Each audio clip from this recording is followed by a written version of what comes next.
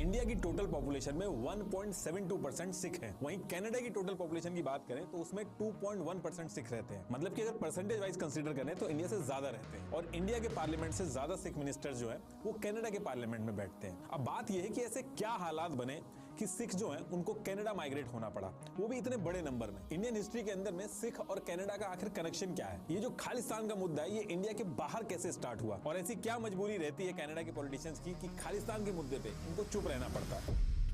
तो देखिए, इन सब चीजों की शुरुआत होती है ईयर 1897 में। इस टाइम पे इंडिया और कनाडा दोनों ब्रिटिशर्स के कंट्रोल में थे और दोनों ब्रिटिशर्स की कॉलोनी थे। अब लेकिन क्योंकि कनाडा में गोरे थे तो ब्रिटिशर्स जिस तरीके से इंडियंस को ट्रीट करते थे उस तरीके से कनाडा के लोगों को नहीं करते थे। इंडिया के कंपैरेटिवली कनाडा में लोग काफी हद तक फ्री थे और कनाडा का जो डेवलपमेंट भी था वो इंडिया से ज्यादा हो रहा था। तो होता क्या है कि 22 जून 1897 को यूके के अंदर क्वीन विक्टोरिया की डायमंड जुबली सेलिब्रेट होनी थी और जो ब्रिटिश आर्मी थी उसमें सिख रेजिमेंट भी थी जिसको रिसालदार मेजर केसूर सिंह लीड करते थे। तो ये जो क्वीन विक्टोरिया की डायमंड जुबली सेलिब्रेट होनी थी इसके लिए ये डिसाइड हुआ कि ये जो ब्रिटिश आर्मी है इसमें से ये जो सिख रेजिमेंट है ये भी शामिल होगी। अब वहां शिप से जाना था और क्योंकि बाकी कंट्रीज के जो सोल्जर्स थे वो भी शिप में थे तो लौटते टाइम आर्मी को वैनकूवर कनाडा से होते हुए वापस आना था। तो मई 1897 को ये लोग निकलते हैं, 22 जून को सेलिब्रेशन अटेंड करते हैं और ये उस टाइम की सेरेमनी की फोटो है। और जब ये सेलिब्रेशन खत्म हो जाता है तो इसके बाद ये लोग वैनकूवर जो कि कनाडा में है वहां पहुंचते हैं। अब सिख रेजिमेंट में जितने भी थे इंक्लूडिंग केसूर सिंह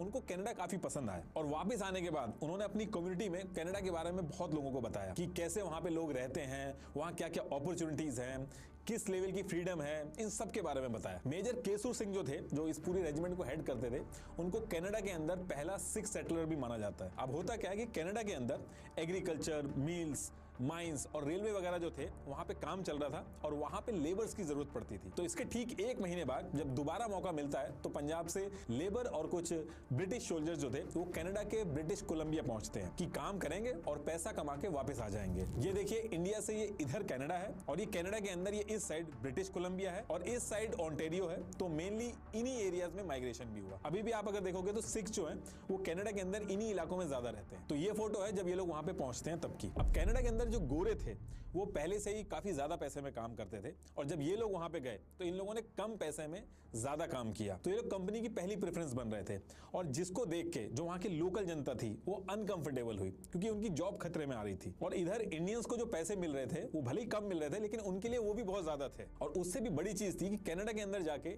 इंडियंस जो थे वो पहली बार उन्होंने इंडिपेंडेंस फील की और देखा कि फ्री रहकर काम करना कैसा होता है, क्योंकि इंडिया के अंदर वो इस तरीके से काम नहीं कर पा रहे थे।